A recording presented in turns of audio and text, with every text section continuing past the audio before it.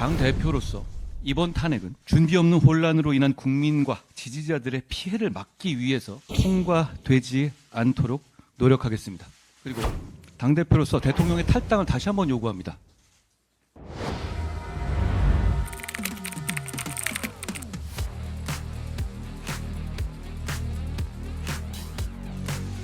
최고위원회 시작하겠습니다.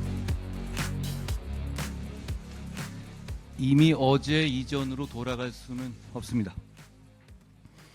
국민들께서 그걸 용납하시지 않으실 겁니다. 우리 당 의원들도 그리고 우리 당의 당원들도 엄정한 현실과 민심을 직시해야 합니다. 여러분, 그럼에도 불구하고 대한민국은 발전해야 하고 국민의 삶은 나아져야 합니다.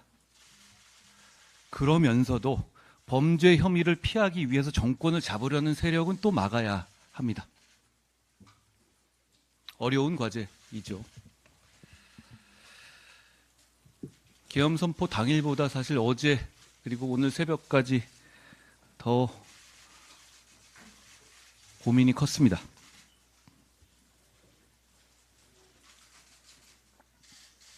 당 대표로서 이번 탄핵은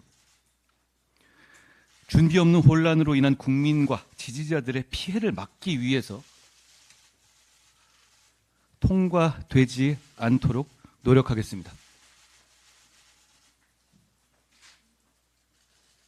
그런데 대통령의 위헌적인 계엄을 옹호하려는 것이 절대 아닙니다.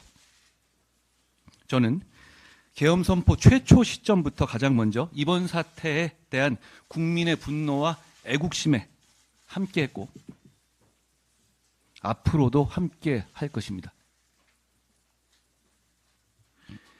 대통령을 비롯해서 위헌적 계엄으로 국민을 불안하게 하고 나라에 피해를 준 관련자들은 엄정하게 책임을 져야 합니다. 어제 대통령을 면담했지만 대통령의 이 사태에 대한 인식은 저의 인식과 그리고 국민의 인식과 큰 차이가 있었고 공감하기 어려웠습니다. 대통령은 민주당의 폭거 때문에 어쩔 수 없이 비상계엄을 한 것이다 라고 말씀하셨습니다. 민주당의 폭거에 대한 문제의식은 저는 같습니다. 그렇지만 민주당의 폭거는 극심하고 반드시 심판받아야 하지만 위헌, 위법한 비상계엄을 합리화할 수는 없습니다. 일단 오늘 즉시 이번 사태에 직접 관여한 군 관계자들을 그 직에서 배제해야 합니다.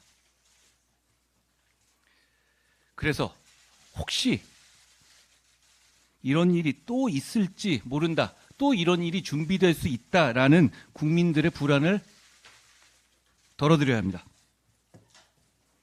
이런 위헌, 위법한 계엄에 관여하면 즉시 처벌된다는 것을 보여서 군을 안정시켜야 합니다.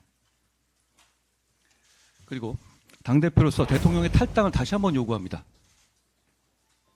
어제 최고위에서도 말씀드렸지만 이번 사태는 자유민주주의 정당인 우리 당의 정신에서 크게 벗어난 것입니다. 지지자들, 당원 동지들, 그리고 의원들께 말씀드립니다. 제가 책임지고 앞장서서 이 사태를 수습하겠습니다. 그 과정에서 대한민국의 정치인으로서 민심도 생각하고 보수 정치인으로서 지지자들의 마음도 생각하겠습니다. 저에게 그 임무를 맡겨달라는 말씀을 드립니다. 정말 어려운 과제지만 국민만 바라보고 가겠다는 말씀 드립니다. 한 가지 좀 부차적인 것인데요. 주로 우리 당에서 의총에서 당론이 결정되는데 당대표가 사전에 알지 못하는 경우가 대부분입니다. 앞으로는 당대표에게 의총에서 당론이 결정되기 전에 당대표가 사전에 알아야 할 것이고 당대표가 의견을 낼 기회가 있어야 합니다.